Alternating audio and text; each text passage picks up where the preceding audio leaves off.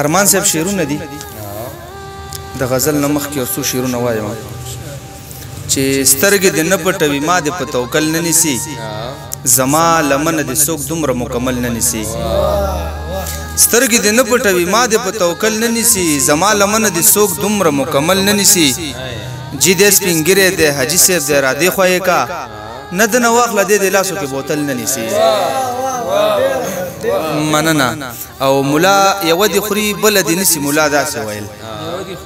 یوه دې خوري بله دې نیسي ملا داسې ویل څوارلس کلنه د روجې دې مسلسل نه نیسي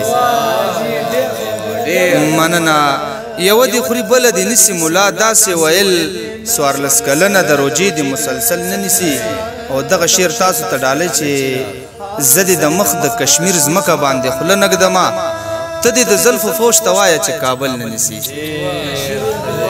ډېره مننه زه دې د مخ د کشمیر ځمکه باندې خوله نږدمه ته دې د زلفو فوش ته وایه چې کابل نه نیسي ډېره مننه او غزل دی چې جانان چې درته وکتل په ځان شوې او که نه شوې جانان چې درته وکتل په ځان شوې او که نه شوې هندارې له هیبت نه په لړزان شوې او که نه شوې څو کاله دې زموږ مذهب پسند خلکو کې تیر کړل څو کاله دې زموږ مذهب پسند خلکو کې تیر کړل منکره چې تر اوسه مسلمان شوې او که نه شوې مننه او زما د یارۍ زور درته معلوم شو او که نه شو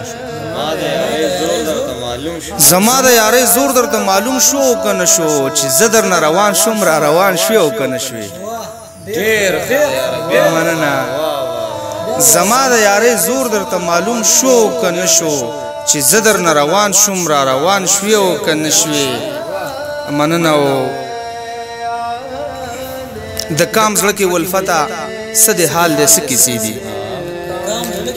د کام زړه کې ولفته څه د حال دی څه کیسې دي د کام زړه کې ولفته ګلستان شوې او که نه شوې او پخپله دې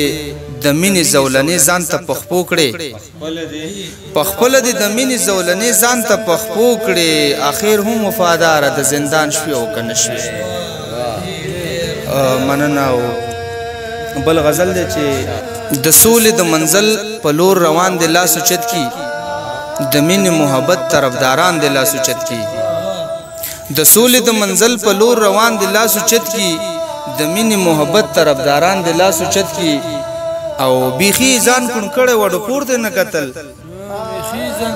بیخي ځان کڼ کړی وډو پورته نه کتل ما ډېرې چغې وکړې چې جانان دی لاس اوچت کی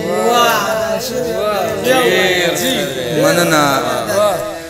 بیخي ځان کڼ کړی وډو پورته نه کتل ما ډېرې چغې وکړې چې جانان دی لاس اوچت کی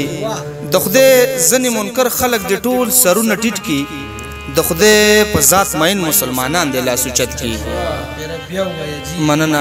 د خدای ځینې منکر خلک د ټول سرونه ټیټ کی د خدای په ذات مین مسلمانان دی لاس اوچت کی او زما تر شا دې ودرېږي زه دومره قدرې وایم زما تر شا دې ودرېږي زه دومره قدرې وایم حالاتو راګیر کړی یم یاران دې لاس اوچت کی مننه مننه زما تر شا دې ودرېږي زه دومره قدرې وایم حالاتو راګیر کړی یم یاران دې لاس اوچت کی